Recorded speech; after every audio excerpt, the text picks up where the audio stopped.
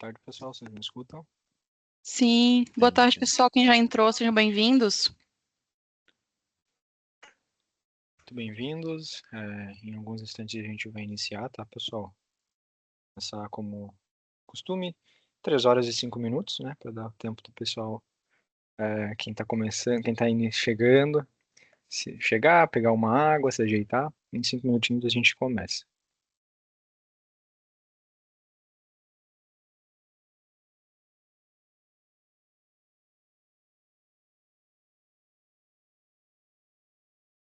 Boa tarde.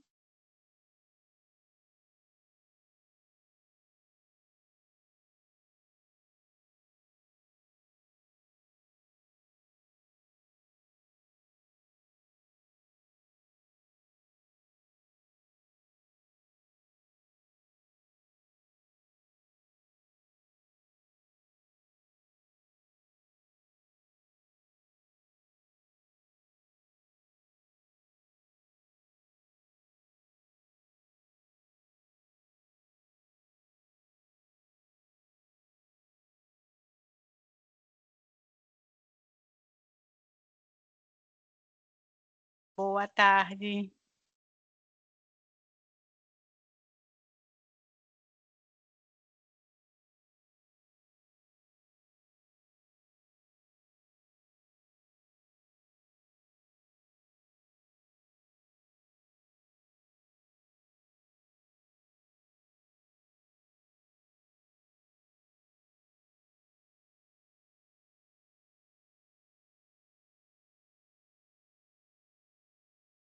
Em 2 minutinhos, pessoal, a gente já vai começar, tá? O webinar. Guardado só até 13h05 e aí a gente dá início.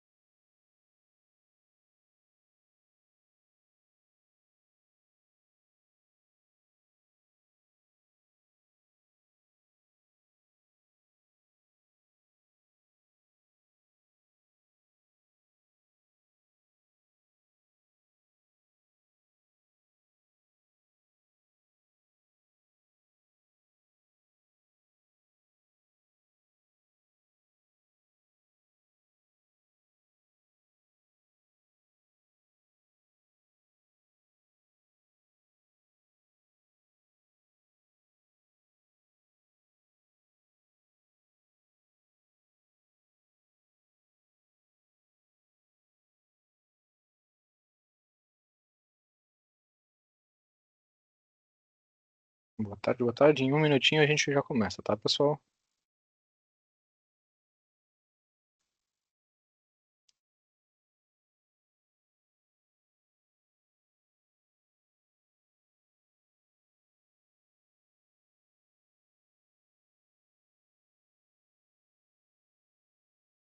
Perfeito. 15h05, 3 horas e 5 minutos. Podemos começar, eu acredito?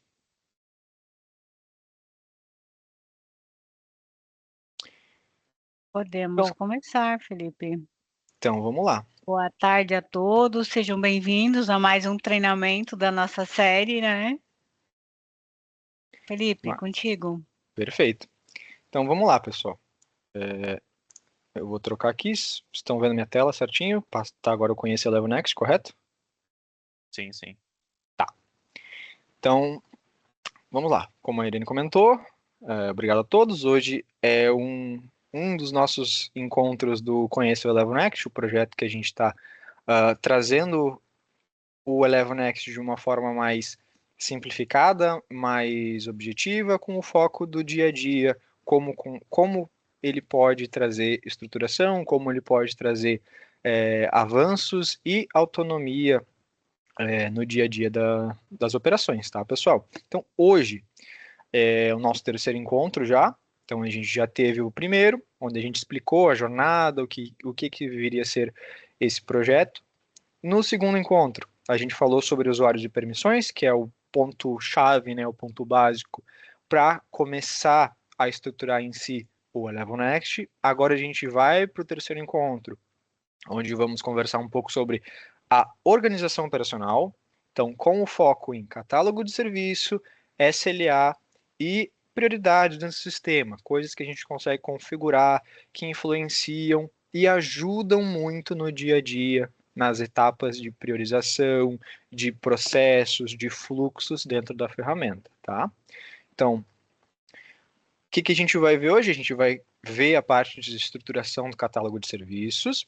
Então, aliado com corretas condições de SLA e prioridades definidas, toda a operação cresce. Então, o foco de hoje é isso, a gente tentar se basear no catálogo de serviço, em todas as configurações relacionadas a ele, para fazer, né, a base de configurações para a gente conseguir automatizar e conseguir escalar a operação depois. Então, vamos lá. Como a gente já está trazendo aqui nesses treinamentos, tá? A gente teve a melhoria do menu. Então, agora a gente tem um menu, a possibilidade de configurações de menu, com o menu clássico e o menu V2, tá? Então, aqui a gente tem no menu antigo essa estrutura do catálogo de serviço, ao qual ele se encontra dentro de configurações de chamado, catálogo de serviço, e a gente tem alguns pontos que a gente vai abordar hoje, tá? No menu novo, isso mudou. Então, a gente ainda tem as configurações, só que agora são configurações gerais, as quais a gente tem o catálogo de serviços diretamente. Então, a gente não vem mais em configurações de chamado. A gente vai diretamente no catálogo de serviço. Dentro do catálogo de serviço, a gente tem, além dos tópicos que a gente já tinha, né, de serviços, natureza, motivos, SLA, severidades e estágios, a gente também tem as localizações, as atividades e as versões, tá? Então, aqui elas ficavam separadas dentro das configurações de chamado e agora elas foram condensadas dentro do catálogo de serviços, tá? Então, primeiro ponto, vamos falar sobre a localização do catálogo de serviços.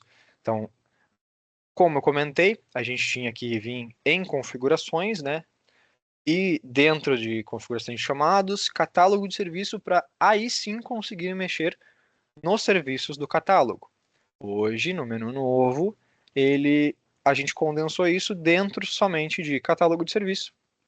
A gente já tem a parte de serviços, tá? Então, os serviços em si, ele é o catálogo, né? Ele é a base para a gente estruturar a nossa operação. Então, para isso, eu trouxe essa imagem aqui, tá? Essa imagem é para ilustrar as questões do catálogo. Nesse cenário, a gente tem um catálogo ao qual ele tem diferentes departamentos, verticais, depende da empresa, ela tem uma nomenclatura para cada ponto desses, tá? Aqui no caso eu vou chamar de departamentos. Então, o catálogo de serviço, ele pode ser estruturado desta forma, pode ser estruturado por departamentos, mas não é a única forma dele ser configurado. Então, a gente tem cenários onde o catálogo é estruturado assim, mas a gente também pode ter cenários onde o catálogo é estruturado por empresa. Como assim, Felipe? Então, se eu tenho uma holding, um grupo ou uma estrutura às quais eu tenho várias empresas abaixo, sendo diretamente ligadas, né? Eu posso ter um catálogo ao qual cada item desse, né, do meu catálogo de serviço pode ser uma empresa. E aí dentro da empresa eu vou ter os processos, os departamentos relativos àquela empresa. Então é uma outra forma de estruturar o catálogo de serviços. Entrou. Opa, oi. Eu não estou vendo a tela, tá, pessoal? Então eu vou seguir aqui, qualquer coisa vocês me informam. Então, esse outro processo, né, essa outra forma seria, por exemplo, estabelecer o catálogo por empresas. Posso também estruturar o catálogo por produtos. Então, eu quero categorizar, eu quero segmentar os meus serviços a partir dos meus produtos, aos quais eu vou ter diferentes processos, eu vou ter diferentes pessoas relacionadas, né? Vou ter diferentes clientes envolvidos. Então, eu posso também segmentar o meu catálogo de serviço a partir de produtos. Há a possibilidade também, tá? Segmentação do catálogo geograficamente.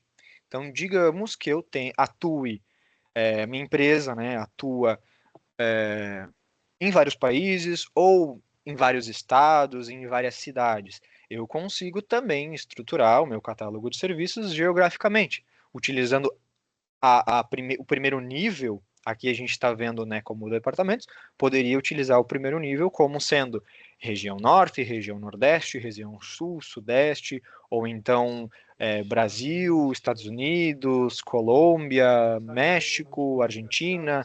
Eu posso estruturar também a partir de questões geográficas. Nesse exemplo que eu trouxe aqui, como falei anteriormente, eu trouxe com o exemplo de departamentos, que é um dos catálogos mais facilitados, né, mais simples que a gente consegue pensar, que até nos nossos exemplos que eu trouxe, por exemplo, né, de empresas, eu posso ter departamentos distintos, ou posso ter todo esse catálogo dentro de um ramo de uma empresa ao qual está dentro do meu catálogo completo. Então, isso daqui a gente está vendo como um exemplo, né, aqui, mas ele pode ser uma ramificação dentro de um catálogo ainda maior. Não necessariamente o catálogo vai ser tudo isso daqui, pode ser só isso que a gente está vendo pode ser só uma parte do catálogo como um todo, tá? Aqui, abaixo, né, de cada item desses, também pode ser desdobrado outros processos, outros serviços, né? Então a gente consegue também ramificar além disso. Que no caso eu trouxe o compras. Compras tem 4 serviços filhos do compras. O contratos tem 3, né? Então são cenários onde a gente consegue e tem essa flexibilidade dentro do Levonext para configurar de acordo com a especificidade aquele processo como um todo. Vamos pegar aqui, por exemplo, apuração de tributos dentro do fiscal, ou admissão de colaborador, tá? Vou ir para o RH. Dentro da admissão de colaborador, ele é um processo que parte do RH, mas não necessariamente ele é um processo que fica só com o RH. A admissão de colaborador, normalmente, ela envolve outras áreas também. Então, nesse processo, a gente pode partir de um chamado dentro do catálogo de serviços do RH, aos quais ele pode disparar outros serviços, né, a partir de um fluxo, para o TI, para o financeiro, para o operacional, para dar treinamento, né, fazer um treinamento mais técnico. Então, tudo isso depende do processo da empresa. Então, a gente tem algumas formas de configurar o catálogo. Eu trouxe alguns exemplos aqui, e essa imagem também traz alguns exemplos, mas isso vai de acordo com cada cenário, com cada empresa, tá? Mas por que que eu foquei nessa imagem aqui? Porque para mostrar que o catálogo de serviço é a base da estruturação da operação. No encontro passado, eu falei sobre a estruturação, né, dos usuários, dos clientes, dos períodos, que isso é a estrutura dos perfis também, que isso é a estruturação da ferramenta para utilização. Aqui a gente está estruturando a ferramenta para a operação do dia a dia, né, com a base para conseguir desenhar os fluxos, conseguir configurar corretamente todos os processos da empresa, parte do catálogo de serviço. Então, normalmente ele é a parte mais tranquila de configurar, muitas vezes. Só um momentinho. Normalmente ele é a parte mais tranquila de configurar, né? Porque depois, dependendo do processo, a gente tem que envolver outras áreas, tem que configurar formulários, tem que configurar fluxo de processo, aprovações, entre outras configurações. Mas é a etapa mais crucial. O catálogo de serviços estando bem estruturado, estando de acordo com as configurações e os processos da empresa, vocês conseguem prosseguir no dia a dia muito mais, com muito mais clareza, muito mais padronizado e com uma visibilidade geral, né, da empresa de vocês ou do departamento de vocês, caso vocês tenham essa visão mais focada, tá? Por que eu trago isso? Porque também, como a gente viu mês passado no encontro 2, eu posso configurar no Eleven Next permissões a partir de determinadas partes do sistema. Então, se eu tenho um agente aqui dentro do financeiro, ele vai poder abrir chamado, vai poder atender, ele vai poder mexer em configurações dos chamados referente ao financeiro? Sim.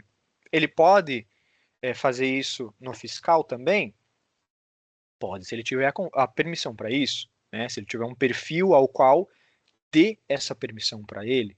Então, permissionamento de visualizar chamado, não necessariamente ele pode ter só para o financeiro, ele pode ter para contratos também. Então, mas agora para editar ou para abrir um chamado, né, para finalizar um chamado, ele pode ter, por exemplo, só para o financeiro. Então, são cenários em que a ferramenta se adequa, né, e tenta buscar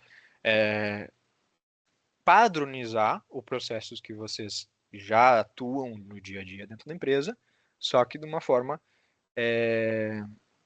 tecnológica dentro da ferramenta, seguindo sim os padrões estabelecidos.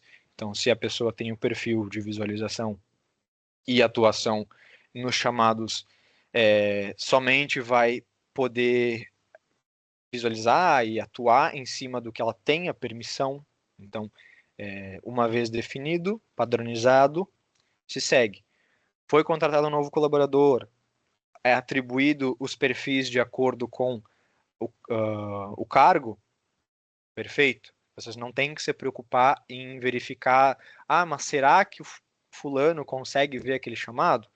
Se ele foi configurado e está padronizado, né, os perfis de acordo com o cargo, de acordo com a hierarquia da empresa, isso vocês não precisam se preocupar. Ele já vai estar estabelecido, somente necessário a atribuição do perfil. Então, e não só um perfil, né? Pode ser, vocês podem ter isso determinado. O cargo A, eu tenho que aplicar o perfil 1, 2 e 3. O cargo B, eu vou aplicar o perfil 7, 8, 9. Então, vocês podem ter, e o ideal é que vocês tenham esse mapeamento também, tá? De quais processos, quais pessoas, quais cargos conseguem atuar dentro de cada parte do teu sistema, dentro de cada configuração. Hoje a gente tem dentro do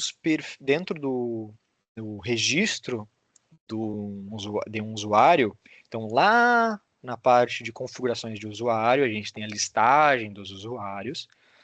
Dentro da listagem de um usuário, no canto superior direito, a gente agora tem as permissões daquele usuário. Então, você consegue acompanhar quais são as permissões que, em somatório, né, de todos os perfis dele, o que ele consegue fazer, o que ele consegue visualizar, em que ele consegue atuar ou não. Então, buscando, né, uma gestão mais direta. Vamos lá. Falei agora dos serviços, né? Trouxe a parte de serviços aqui, falei um pouco também sobre a questão dos usuários, permissionamento, modelos de exemplo de catálogo. Mas um outro ponto importantíssimo para a gente considerar, além dos serviços, né, do catálogo, são as naturezas. Por quê? Porque a gente configurou os serviços. Perfeito. Tem o meu catálogo estruturado corretamente. A partir disso, lembrando, né? Todos os itens aqui, eles não estão dispostos ao mero acaso. Eles estão estruturados de acordo com dependências. Então, ponto inicial, serviços. Próximo passo de configuração, naturezas. Por quê? Eu posso ter uma lista com 50, 200, 1000 naturezas. Essas naturezas, vocês vão ligá-las, vocês vão conectá-las a serviços dentro do catálogo. Então, eu posso ter uma natureza que vai aparecer dentro, eu posso ter, por exemplo, a natureza solicitação, tá? Ela vai aparecer em todos os serviços do meu catálogo. Posso, se eu quiser, eu posso. Ah, mas eu tenho um tipo de natureza específico da parte de contratos, que é uma natureza de validação contratual. Não tem problema. Você cadastra a natureza e vincula ela especificamente aos serviços aos quais ela faz sentido estar ligada e ela faz sentido aparecer, tá? Então eu posso ter diversas naturezas configuradas, elas só vão aparecer, só vão estar ligadas aos serviços aos quais vocês definirem, tá? Posso ter naturezas parecidas, mas cada uma específica para um tipo de serviço, para um tipo de processo? Posso. Então, vocês conseguem configurar isso também, tá? As naturezas, elas são justamente para entender qual é a natureza, né, daquele chamado, daquela solicitação. Então, vocês podem utilizar naturezas nesse sentido que eu falei, né, de solicitação, de dúvida, de esclarecimento, de ajuste contratual. Então, são alguns exemplos, tá, que normalmente são utilizados. Mas como as naturezas e os demais itens aqui, eles são customizáveis, vocês conseguem criar quantas naturezas e dar um nome, né, que faça sentido para a operação de vocês. Felipe, eu posso mudar o nome de natureza? Na minha empresa, no meu setor, no meu departamento, a gente não utiliza a palavra natureza. A gente prefere origem, tá? Vocês podem mudar esse nome também dentro do sistema, através da funcionalidade de expressões customizadas. Então, isso vale, como eu já comentei antes, não só para cá, para qualquer informação dentro do sistema, tá? Então, falei um pouco sobre a natureza, não falei, né, sobre a nova localização dela, mas segue o mesmo cenário do serviço, estava dentro do catálogo de serviço, dentro de configurações de chamados e configurações, agora está padronizado dentro de catálogo de serviços, tá? Próximo ponto, motivos. Então, os motivos são não só ligados o chamado, mas eles são ligados a cenários aos quais o chamado vai passar. Como assim? Então, motivos a gente consegue configurar, por exemplo, motivo para reabertura de chamados. Então, foi finalizado um chamado, né? Foi concluído, foi cancelado. Eu preciso reabrir o chamado. Não são todas as empresas que utilizam esse conceito de reabertura de chamado. Então, há empresas que permitem a reabertura, tem empresas que não permitem a reabertura. Nesse cenário, um motivo para a reabertura seria justamente ao qual é possível. E vale ressaltar que, para permitir a reabertura de um chamado, é necessário a configuração disso dentro do catálogo, tá? Não é qualquer chamado que pode ser aberto. Então, é possível reabrir chamados, mas é necessário que essa configuração esteja permissionada dentro do catálogo de serviços, tá? Então, mas eu sou o mantenedor, não configurei lá um motivo, atribuir a um serviço, mas eu não estou conseguindo reabrir o chamado. É porque provavelmente ele não foi configurado lá dentro do catálogo, tá? Além do motivo de reabertura, a gente consegue configurar motivos para reprovação. Então, em que cenários esse motivo é utilizado? Se eu tenho um fluxo de aprovação, o fluxo de aprovação ele necessita ou de uma aprovação ou de uma reprovação daquele chamado. É possível configurar motivos para rejeição e informar isso no fluxo processo. Então, para o aprovador, vai ser necessário, vocês podem tornar obrigatório informar um motivo para o reprovamento daquela aprovação. Tá? Então, é um outro cenário que pode ser utilizado. Falei sobre reabertura, falei sobre reprovação. Temos também um motivo para cancelamento. Então, vou cancelar um chamado. Posso atribuir um motivo para o cancelamento também, tá? Então, os motivos, eles dependem não só do serviço, mas também de qual etapa, né, de qual estado que aquele chamado se encontra. Como eu comentei, pode estar num estado de aprovação, pode estar sendo reaberto, pode estar sendo cancelado, tá? Então, são alguns pontos que a gente tem os motivos. E também os motivos dependem, cada setor pode configurar ali, pode ter seus motivos específicos de acordo com o processo que estiver ocorrendo. Como eu comentei, né, frisei bastante, os motivos eles variam em qual estágio, em onde se encontra aquele chamado.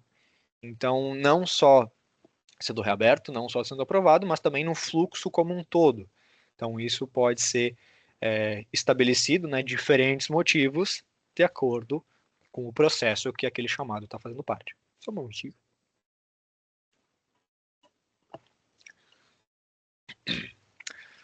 Vamos lá.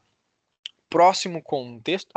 Só lembrando, tá? Mesma coisa, o motivo também estava junto de natureza e serviços e agora estão dentro do catálogo de serviços, tá? Então, eles antes estavam em quarto nível, agora estão em terceiro nível dentro do menu. Próximo ponto, a gente vem para SLA, tá? O SLA, que é o Service Level Agreement, e vocês conseguem configurar diversos SLAs para diversos cenários também. Os SLAs, diferentemente de motivos e naturezas, que são configurações mais simples, tá? Nos SLAs, vocês são obrigados a configurar uma condição. Então, preciso configurar uma condição para aquele SLA ser ativado. Qual é essa condição? Tem várias que vocês podem utilizar. Quando um serviço for X, quando o dia do mês for Y, quando o cliente for XPTO. Então, vocês têm várias condições as quais podem disparar um SLA. Esses SLAs, vocês podem ter diferentes SLAs com condições iguais. O que vai influenciar na decisão de um SLA ou outro, tá? Um ponto que difere é a ordem. Então, nas outras 3 páginas aqui, especificamente natureza e motivos, a gente tem uma listagem, né? SLA, a gente também tem uma listagem dos SLAs. Mas em SLA, se vocês prestarem atenção, na parte superior da listagem, vocês vão ter uma uma informação de que o SLA ele vai funcionar de acordo com a ordem que o SLA se encontra. Então, cada linha é um SLA. A primeira linha vai ser a primeira a ser avaliada. Se ela tem a condição do primeiro dia do mês. Tá? Então, no primeiro dia do mês é uma condição e ele é um SLA de 8 horas de vencimento. Se na segunda linha eu tiver uma condição de primeiro dia do mês com SLA de 20 horas de vencimento, o sistema vai considerar o primeiro SLA porque foi o primeiro que satisfez a condição encontrada. Tá? Então, é importantíssimo lembrar das ordens dos SLAs. SLA não é só configurar, é organizar também. Então, eu posso ter diversas condições, diversos cenários aos quais eu posso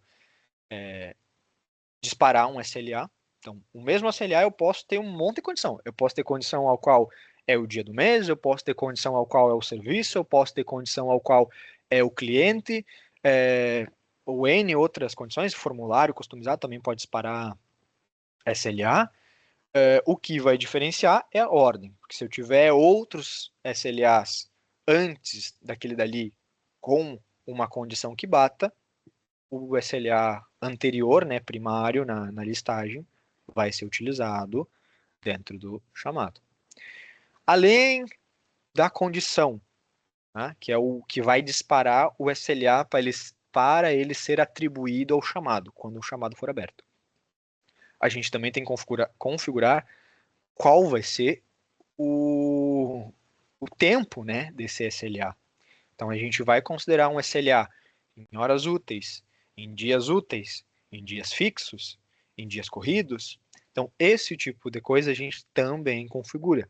Qual é o tipo, qual é o valor que eu vou agregar para aquele SLA. A gente também tem diversas configurações de SLA nesse quesito. E aí é válido informar que não basta somente estipular um SLA de vencimento. É sim o mais fácil, é o mais comum?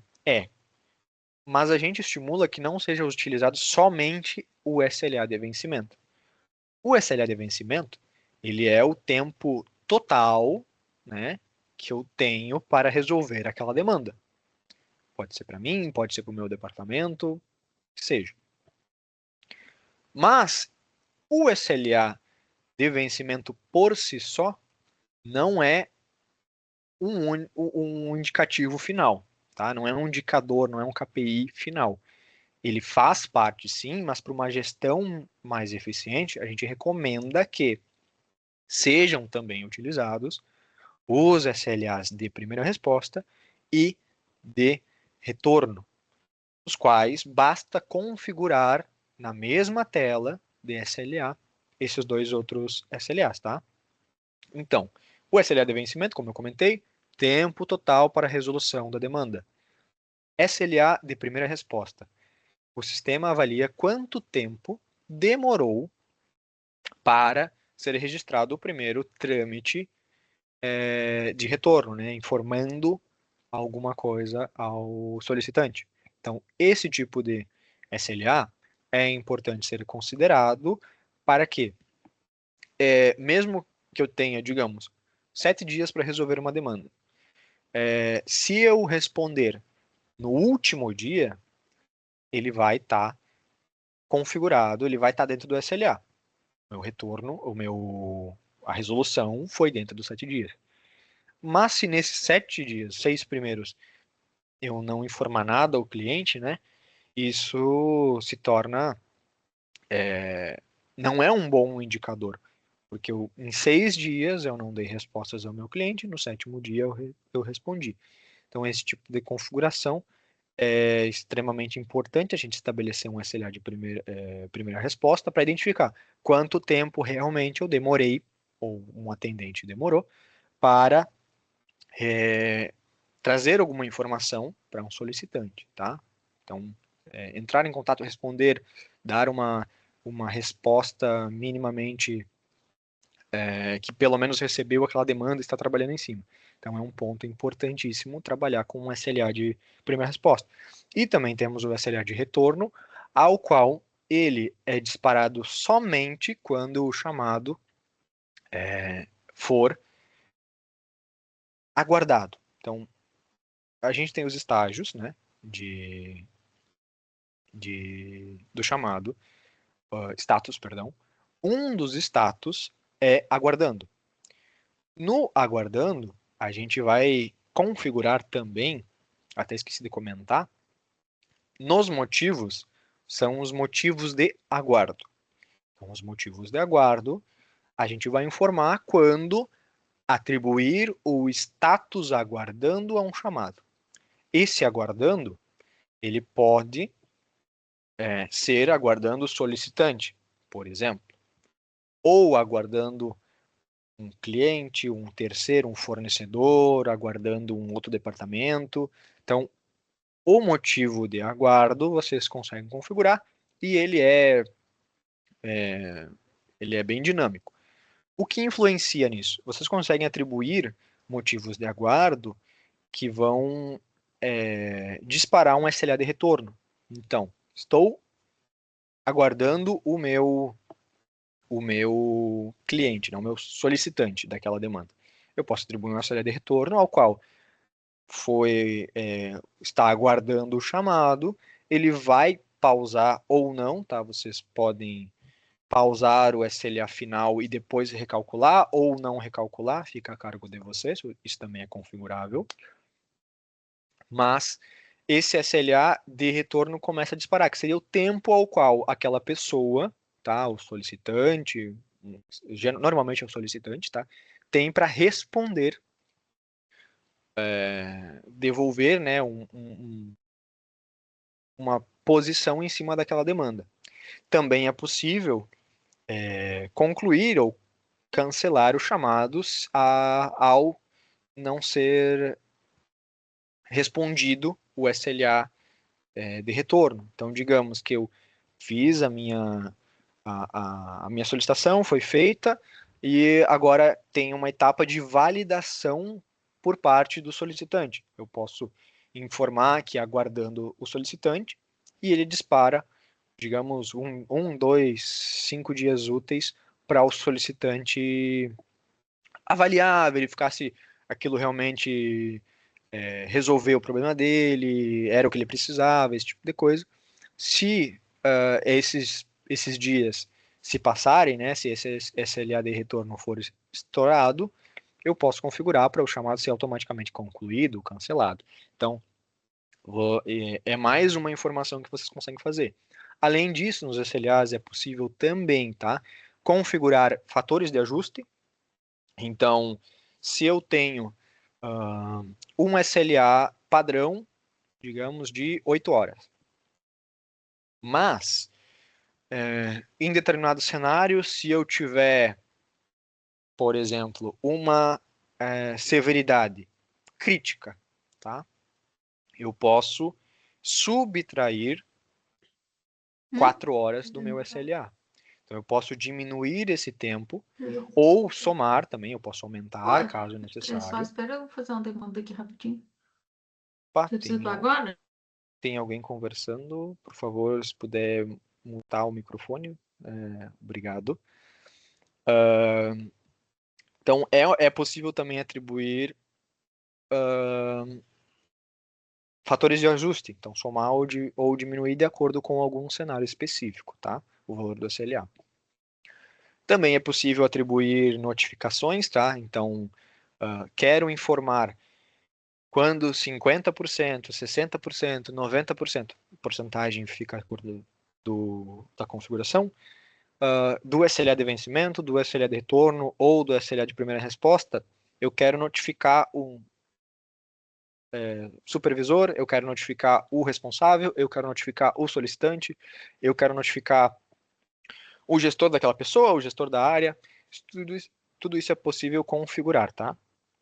Então, vocês também têm a parte de notificações de SLA, de acordo com a porcentagem do vencimento, tanto do SLA de retorno, quanto de vencimento e de primeira resposta, tá? Severidades. Então, esse é um outro ponto. Comentei agora na questão do SLA, né? As severidades, tem clientes que utilizam como prioridade, tem clientes que utilizam como criticidade. O padrão é a severidade. A severidade, ela é o quão importante ou qual é o efeito daquele chamado em relação a o contexto total, tá? Então, por exemplo, severidades mais comuns de serem aplicadas, tá? Alta, média, baixa, crítica. Outras que são comuns de ser utilizada. Uma pessoa, então, afeta uma pessoa, afeta um setor, afeta a empresa ou afeta todo o grupo, né? Considerando um grupo de empresas. Então, são um outro cenário que também é importante, normalmente utilizado como severidade. Então, o que isso nos diz? A severidade, ela funciona como um indicativo, né, de tanto priorização, o que é mais crítico, o que, considerando, né, alto, médio, baixo e crítico, o que é mais crítico, eu posso ter um fator de ajuste no SLA, que vai diminuir o meu tempo, ou eu, né, vou focar, vou fazer uma listagem ali, um filtro na minha lista de chamados para olhar sempre primeiro para severidades críticas, depois para as altas. Então, isso pode ser configurado também. Identificar, olha, aquela demanda, se ela não for resolvida agora, ela afeta uma pessoa, beleza, eu posso postergar, caso eu tenha aqui, né, ponderar, avaliar sobre diferentes prioridades. Então, a severidade é um ponto crítico para avaliar isso. Se eu tenho duas demandas, uma demanda, e as duas são do mesmo setor, mas uma tem, e as duas estão dentro do SLA, mas uma tem a severidade que afeta todo o departamento e a outra afeta uma pessoa. Eu vou focar na que afeta todo o departamento, né? Então, possivelmente, é uma das formas de atuar. Depende do processo interno da empresa. Então, a severidade é justamente para buscar isso daí. Posso ter diferentes severidades, posso atribuir severidades de acordo com o cenário. Então, a severidade, ela vai de acordo com o processo que eu estava falando ali, né? Dependendo do fluxo, dependendo do que estiver ocorrendo, é possível setar uma prioridade, uma severidade para a avaliação do contexto geral daquele cenário, daquele serviço, tá? Daquele chamado. Outro ponto, aí a gente entra os estágios, tá, pessoal? Então, acabando nosso tempo aqui, eu vou tentar não me aprofundar tanto assim, mas os estágios, tá? Os estágios, eles são uma ferramenta do Elevo Next que não são todas as empresas que utilizam, tá? Mas é uma ferramenta que abre muitos caminhos, tá? Os estágios, etapas, que chame como quiser, tá? Eles são o que vai delimitar, ou que vai exemplificar o processo a qual aquele chamado está atribuído. Então, lembra que eu comentei lá nos terceiros slides sobre o processo de aquisição de colaborador, né? A admissão, perdão, de colaborador. Eu tenho várias etapas, vários estágios dentro desse processo. Eu posso configurar esses estágios dentro do Elevo Next e utilizar esses estágios como o meu motor de tanto automação quanto gestão daquele chamado. Como assim? Eu posso estabelecer, eu sei que eu tenho etapa de 1 a 5 no meu processo de admissão de colaborador. Eu sei que na etapa 2 eu preciso de aprovação do gestor ou do gestor da área a qual aquela pessoa vai fazer parte. Então, eu posso aplicar um fluxo de aprovações a partir do estágio 2 daquele fluxo do admissão de colaborador. Eu sei que no estágio 3 eu preciso de X informações preenchidas, tanto do candidato quanto do responsável pela abertura da vaga. Eu tenho 2 formulários aos quais eu preciso que esteja preenchido na etapa 4, acho que eu falei. Então, na etapa 4, eu preciso desses 2 formulários preenchidos. O formulário do responsável da área veio lá na etapa 1. Então, eu já tenho. E eu valido, tá todos os campos preenchidos, perfeito, sem problema nenhum. O formulário do candidato, eu verifico que as informações obrigatórias já estão preenchidas, mas eu também tenho campos opcionais. Eu gostaria de ter, além disso, um outro campo, uma outra informação. A gente pode também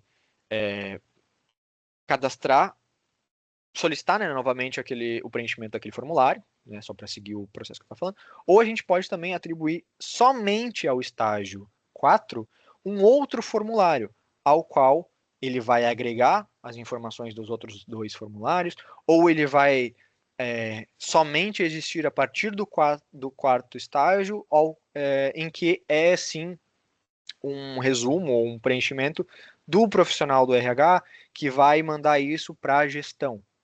Então, eu estou buscando trazer exemplificar um pouco, mas são processos que a gente consegue delimitar e organizar a partir dos estágios. Então, eu vou conseguir entender que se ele está no estágio 4, ele já passou pelo estágio 1, já passou pelo 2, pelo 3, as informações que eu precisava nesses estágios e que necessitava ser feito por outras pessoas dentro desses estágios já foram feitas. Então, quando eu chego no estágio 4, eu já tenho todo o processo organizado, definido, padronizado. Quando eu só vou avançar de etapa quando eu tiver todos os mecanismos do estágio 4 concluídos, e aí eu avanço para a quinta etapa. Então, é um exemplo de que a gente consegue disparar fluxo de aprovação, fluxo de processo, formulários. Esses quesitos são o que mais gera automação e eficiência no dia a dia. Então, o processo, mesmo que seja grande, mesmo que seja simples, mesmo que seja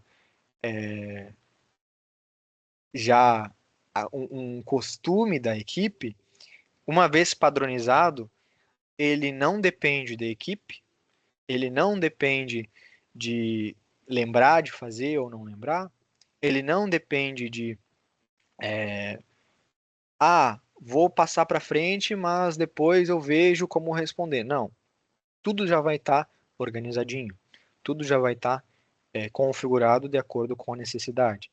Então, ele é uma forma concreta de estabelecer e de visualizar isso no dia a dia.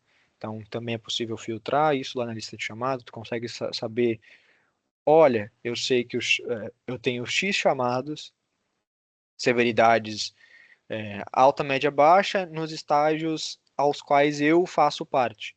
Eu sou o responsável, então eu vou lá e vou conseguir estabelecer, responder, configurar o que for necessário ser feito na minha etapa. Passou da minha etapa, eu posso mandar para um outro responsável, eu posso abrir um novo chamado, eu posso concluir aquele dali e fazer um resumo e mandar pro próximo chamado filho, chamado pai. Então, é possível fazer várias configurações a partir dos estágios. E é uma ferramenta que hoje a gente incentiva o pessoal a utilizar mais, a testar mais. Ele é um pouco burocrático e às vezes um pouco desafiador a entender e configurar certinho, porque os estágios, quando a gente faz a listagem, ele vai mostrar os estágios de todos os fluxos, tá? De todos os processos, de todas as etapas que vocês têm. Mas aí entender, padronizar, estabelecer qual vai ser a nomenclatura, vou botar o departamento, vou botar o processo, vou botar qual é a função principal. Então, estabelecer isso numa forma mais visual é um ponto importante, tá? Também dentro da organização do ElevoNext. Agora, falando rapidinho sobre localizações, tá? Localizações é um ponto que também não são todos os clientes que utilizam, mas ele é um ponto importante. Por quê? Para quem atua geograficamente, a localização é importantíssima. Se eu posso trabalhar de várias formas com localização, tá? Eu posso utilizar ela para identificar em qual sede, né, que aquele chamado faz referência, né, que ou é de responsabilidade, ou é de vinculado. Então, eu sei que eu tenho uma sede lá em Campinas, São Paulo, e esse chamado faz referência de alguém, ele está envolvido com essa sede lá de Campinas. Beleza, localização, posso marcar em Campinas. Quero utilizar a localização para determinar também, de acordo com o estágio, qual pessoa, qual departamento, qual matriz, qual sede que vai atuar em cima daquele chamado. Eu posso configurar isso também. Então, mais uma forma de visualmente entender onde, em qual contexto que o processo tá? Então, posso utilizar a localização do meu cliente? Posso. Para quem trabalha com a atuação de pessoas on loco, então eu posso colocar a localização ali do meu cliente, por exemplo, né, do solicitante daquela demanda, ao qual já vai ter informação onde é necessário atuar. Isso também pode estar em formulário? Também pode estar em formulário, mas a localização é um outro campo para facilitar isso, tá? Atividades. Então, as atividades, elas estão ligadas diretamente ao chamado, mas elas não aparecem no menu direito ali com as informações do chamado, tá? Porque as atividades elas dizem respeito ao atendente. Então, o atendente ele vai realizar atividades para com o catálogo de serviços, para com o chamado, né? Então, normalmente, tá? Tem atendimento, atualização, instalação, são algumas atividades genéricas, tá? Mas vocês podem especificar de acordo com também a pessoa, tá? Que vai atuar, quais são as atividades que ela pode exercer. Então, posso utilizar uma atividade reunião? Posso. Posso configurar uma atividade viagem? Posso. Então, as atividades elas são para ilustrar o que os atendentes, né, o que as pessoas fizeram dentro daquele chamado. A listagem de atividades realizadas dentro do chamado, ela fica disponível através do menu no canto superior direito do chamado, ao qual a gente consegue acessar os registros de tempos do chamado, né, os registros de atividades. Então ali a gente consegue ver quanto tempo foi aplicado e qual era a atividade que foi realizada pelo atendente em cada etapa, em cada processo, tá? Então a gente é registrado na abertura do chamado, é registrado em cada trâmite, né? É registrado no chamado, mas isso não é obrigatório, tá? É possível utilizar o registro obrigatório de tempos e atividades?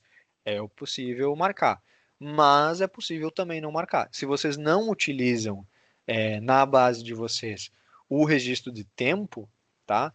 Então a parte das atividades ela se perde porque é necessário registrar um tempo atribuído a uma atividade que foi exercida dentro daquele chamado. Tá? Então é um ponto importante. Antes de da gente terminar, deixar isso bem claro, que as atividades elas registram o que foi realizado pelo atendente ou pelos atendentes, né, na resolução daquele chamado. Por último, a gente tem as versões, tá? As versões, elas são um contexto que também elas aparecem no menu direito ali de informações do chamado, dentro da tela de um chamado.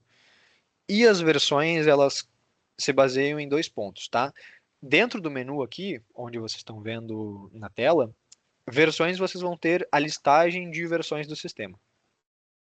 Essas versões, vocês conseguem atribuir elas depois dentro do ElevoNext, dentro de um chamado, perdão, vocês conseguem atribuir qual foi a versão de origem e qual foi a versão de liberação.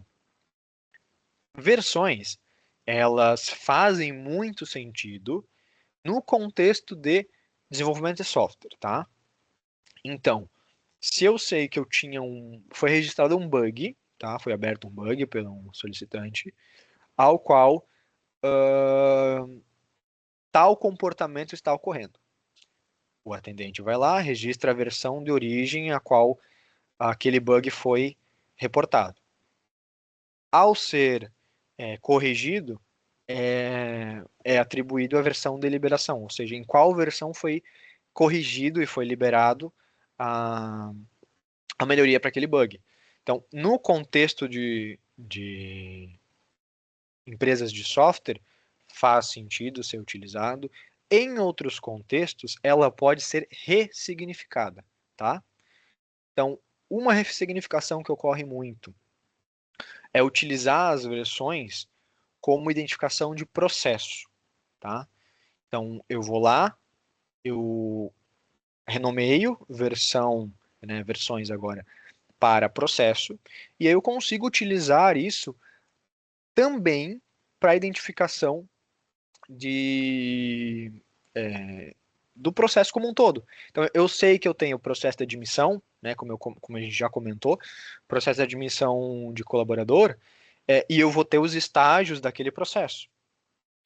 Só que nesse cenário, eu posso renomear versões para processo e criar admissão do colaborador como um processo dentro da ferramenta. E aí eu vou ter, além da natureza, além da severidade, além do estágio, o identificador de qual processo que aquele chamado faz parte, tá? Então, é uma outra forma que vocês conseguem ressignificar essa informação, versões, né? Se não fizer sentido no dia a dia de vocês, tá?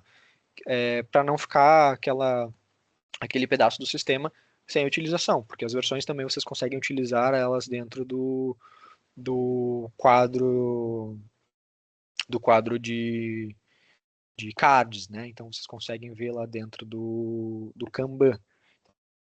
Esse tipo de cenário também vocês conseguem gerar, tá, pessoal? Então, só para resumir um pouco, né, que a gente falou, com as configurações apresentadas aqui, a organização de vocês vai ficar mais estruturada. A ideia, né, desse projeto como um todo, do Conhecendo o ElevoNext, é que vocês tenham, ou se vocês já têm, que vocês pelo menos aprofundem ou relembrem algumas coisas do ElevoNext para conseguir otimizar, conseguir melhorar, conseguir verificar o que faz sentido no dia a dia, tá? Então, nosso próximo encontro vai ser semana que vem. Semana que vem, agora a gente já viu as partes básicas, né? A gente já falou sobre usuários, clientes, perfis, agora a gente viu sobre o catálogo, sobre as outras configurações referentes a catálogo e coisas excedentes, né? Que fazem sentido e ajudam na estruturação e na organização da empresa. Então, no próximo encontro, a gente vai começar a trabalhar sobre a eficiência, tá? Então, a gente vai falar um pouco sobre automações e fluxos de aprovação, tá? Então, vai ser uma parte... A gente não vai conseguir ver tudo, eu vou trazer de uma forma mais, buscar trazer de uma forma mais dinâmica isso, tá? Para o próximo encontro. Mas essa parte principal de estruturação, era necessário a gente ver todos esses cenários para identificar. Beleza, a gente já utiliza tudo isso, Felipe, perfeito. Fica até os próximos para a gente agora começar a melhorar e ver as outras opções de automação.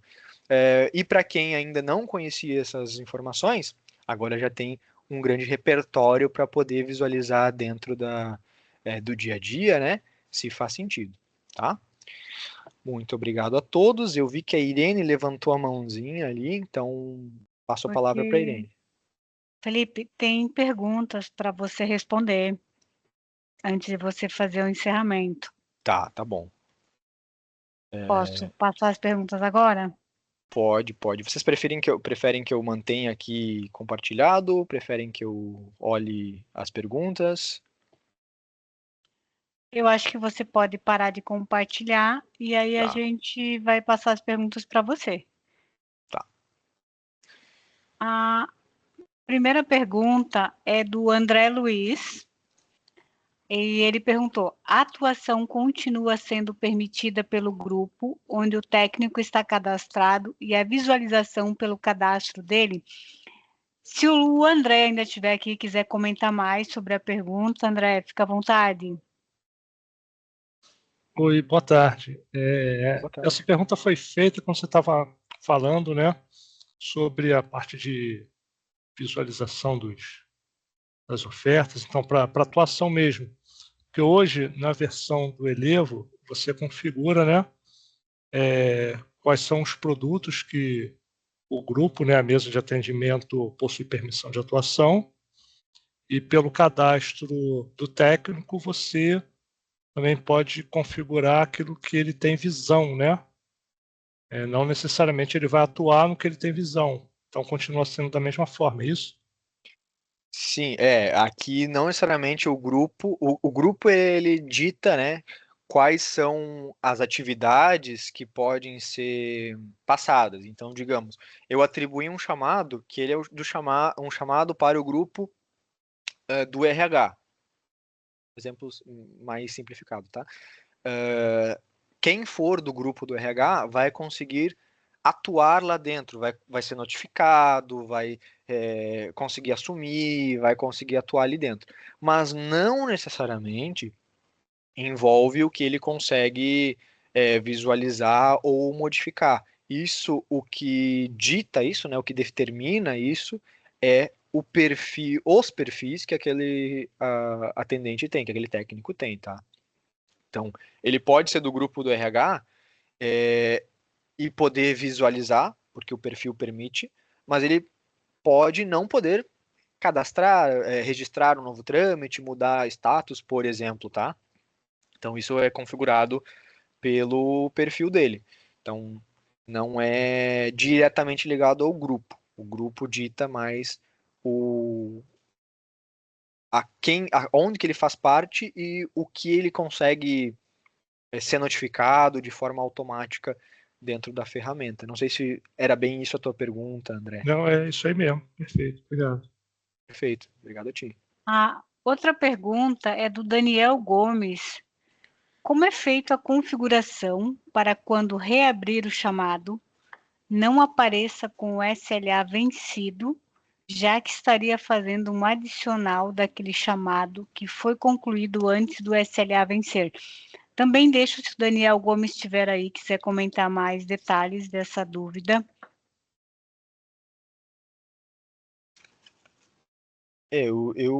Antes não sei se o Daniel vai comentar alguma coisa, eu vi que ele desmontou, mas a gente não está discutindo, tá, Daniel? Mas eu vou complementar, pelo que eu entendi da tua pergunta, a questão ao reabrir, né, o SLA já não estar vencido, a gente tem um parâmetro, eu não vou lembrar de cabeça agora se ele está dentro do SLA, ele está dentro do SLA e dentro do motivo, tá?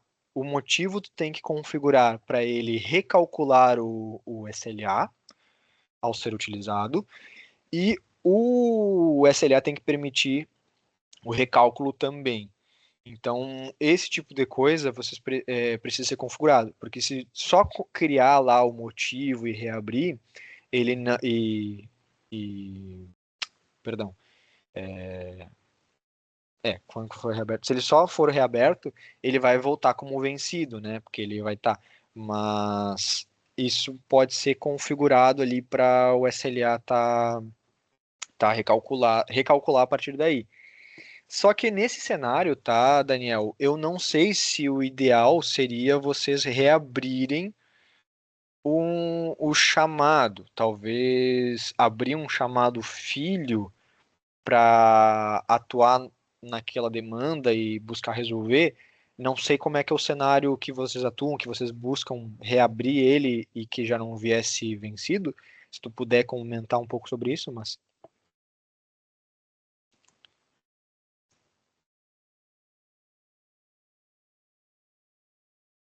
não te escutamos, Daniel. Não sei se você está falando, tá? Deixa eu ver se ele mandou mensagem.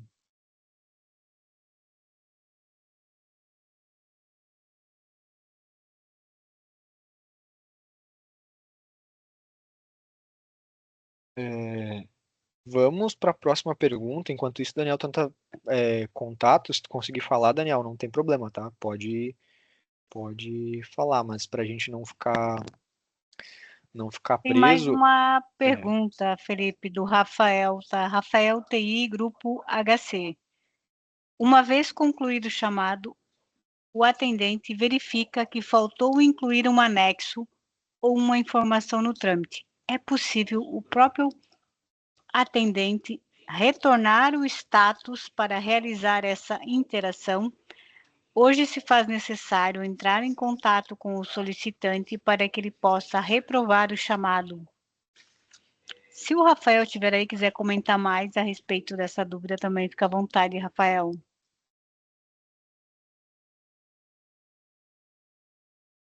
Não, é só isso mesmo. Às vezes você vai concluir o chamado e percebe que faltou incluir um anexo ou botar informação no trâmite, só que o chamado já está fechado e você não consegue interagir mais. Aí tem que entrar em contato com o usuário para ele reprovar para poder incluir a nova informação. Nesse cenário, Rafael, é, se ele tá para, vocês utilizam a aprovação do solicitante. Então, ao concluir, vocês esperam o Isso. solicitante aprovar ou Ele reprovar. fica pendente de aprovação. Tá, E eu, como nesse caso, administrador, não consigo retomar o trâmite. não, nesse caso, porque a aprovação, tá, quando vocês utilizam um fluxo de aprovação, a aprovação, ela como é que eu vou dizer? Ela é soberana. A aprovação, no momento que ela foi disparada, vocês não conseguem modificar nada, vocês não conseguem mudar o status, porque ela vamos trazer assim, ela é uma fotografia do chamado naquele exato momento, que a pessoa que deve avaliar aquilo tem que avaliar naquele momento. Então, no momento que é disparada a aprovação, vocês não conseguem modificar. Então, sim, ainda faz-se necessário que o solicitante, no caso de vocês, né, que é o aprovador, ele reprove o chamado para vocês conseguirem adicionar um novo anexo, tá? Se vocês não tivessem essa aprovação, seria basicamente configurar ali o processo para permitir a reabertura e inclusão, por exemplo, o motivo, né, de reabertura, inclusão do novo trâmite, inclusão de anexo, o que seja. Mas como vocês disparam essa aprovação ao concluir, se torna um pouco complicado. O que vocês poderiam fazer, tá? Antes de concluir o chamado, é justamente colocar um processo, botar um SLA ali de retorno, e atribuir um status de aguardando. Então, aguardando validação, e aí deixa, por exemplo, por um dia nesse status, e aí após isso, ele já conclui automaticamente, caso não seja informado nada, e caso não seja colocado nenhum trâmite a mais, né, ele já conclui e aí sim vai disparar a aprovação que vocês já têm hoje, tá? Então, vocês poderiam modificar um pouco, aí seria o processo de vocês, né, para antes de eu concluir diretamente, eu deixar um tempo para esse aguardando, Então, aguardando o solicitante, por exemplo, vamos esperar o solicitante informar se está de acordo ou não. E aí, após isso, o sistema, passando esse tempo, né, o sistema conclui automaticamente e aí segue o processo de vocês de aprovação, tá? É uma sugestão que eu tenho para ti, Rafael.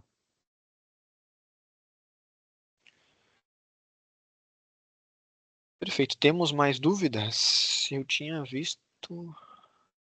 Licença, Fava, tem uma pergunta da Emily, tá? Ela acho que Tá. passou no chat. Ela perguntou assim: digamos que eu tenho uma SLA definido de 24 horas para uma lista de serviço. No entanto, dentro dessa mesma lista, preciso priorizar um fornecedor específico, fornecedor X, e reduzir o SLA para 8 horas.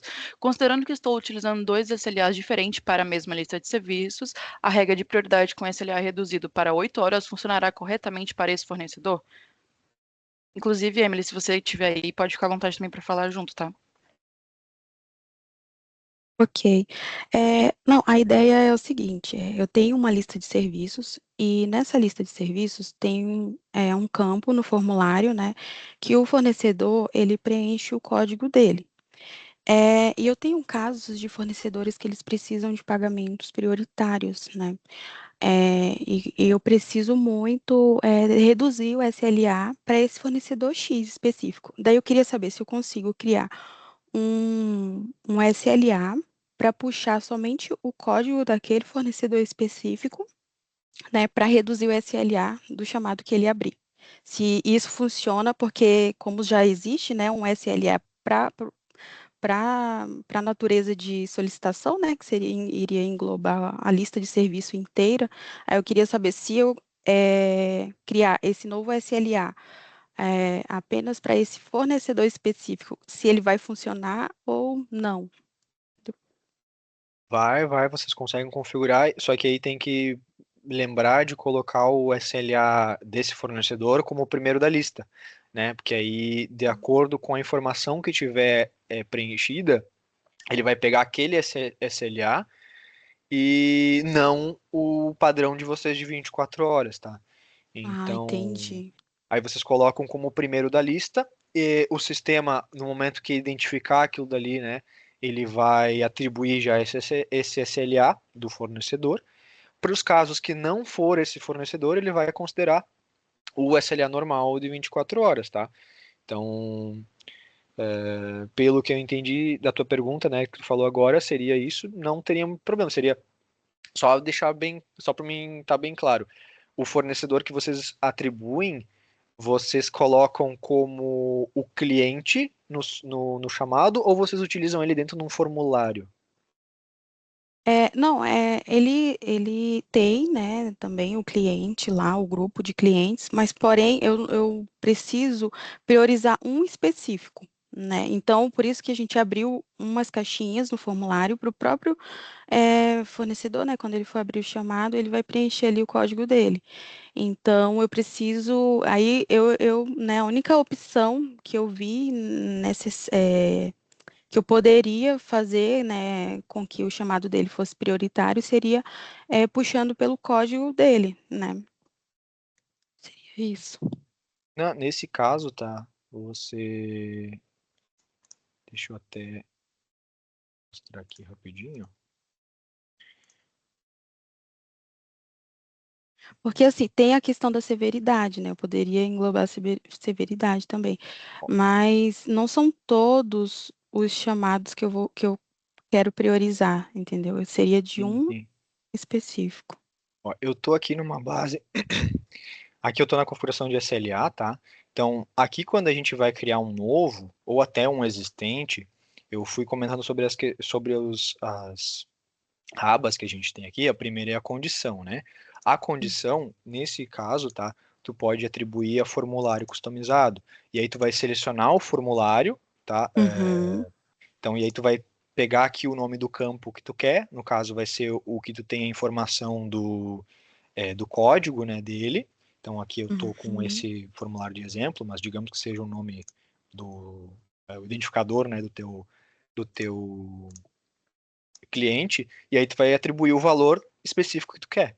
E tu vai uhum, colocar aqui, vai adicionar, né, esse valor que tu quer, vai salvar esse SLA. Eu não vou salvar aqui para te mostrar. E aí depois, quando tiver, ele vai estar aqui os dois, né, de vocês. Uhum, E aí tu só coloca ele em primeira posição. E aí ele vai ser selecionado quando tu atribuir o valor do teu fornecedor naquele campo do formulário, ele já vai cair aqui como o SLA. Os outros demais que não tiverem, vai cair no SLA, no outro padrão de 24 horas. Ah, perfeito, entendi. Obrigada.